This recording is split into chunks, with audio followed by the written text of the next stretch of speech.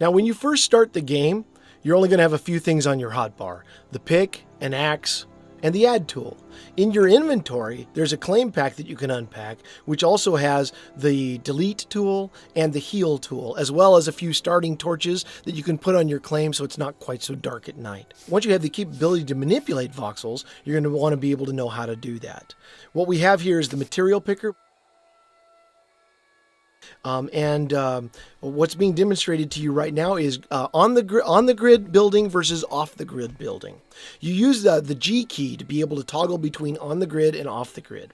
So when you're on the grid, see how the block is moving right now through the video? That's on the grid. It's really easy to manipulate. It's honestly the easiest way to build.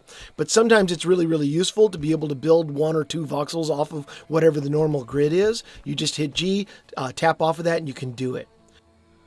Sometimes you don't actually want to lay down cubes, though. You want to use spheres, whether it's to smooth or delete or whatever it is. You can toggle between sphere and cube really easily by just clicking the C key. So G for grid and C for cube, if you want to think about it that way.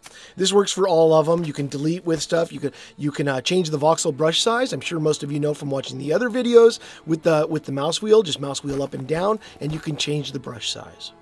It's very simple, very easy to use. So there's lots of detail that you can do with those mechanisms. You can also use the delete brush, which is what you're seeing right now. And when you delete with the sphere, you can make an unholy mess. So one of the other tools that's really useful is the heal tool, because what you're doing with the heal tool is you're essentially resetting all the area that you brush over with the brush back to the way the server had it when it was first opened up to the public.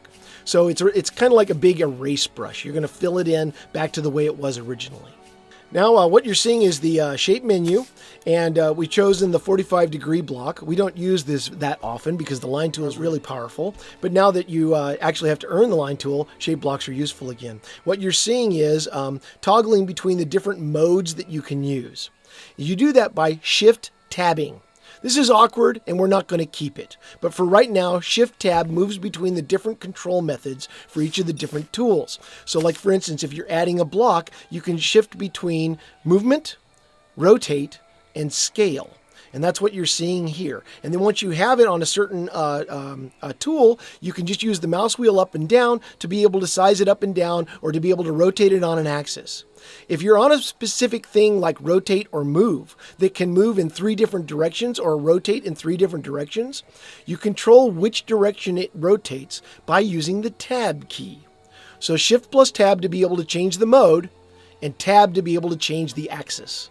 Yes, we know, awkward. There's a much cooler feature coming down the road. It's just not done yet, so you got the quick and dirty version for now.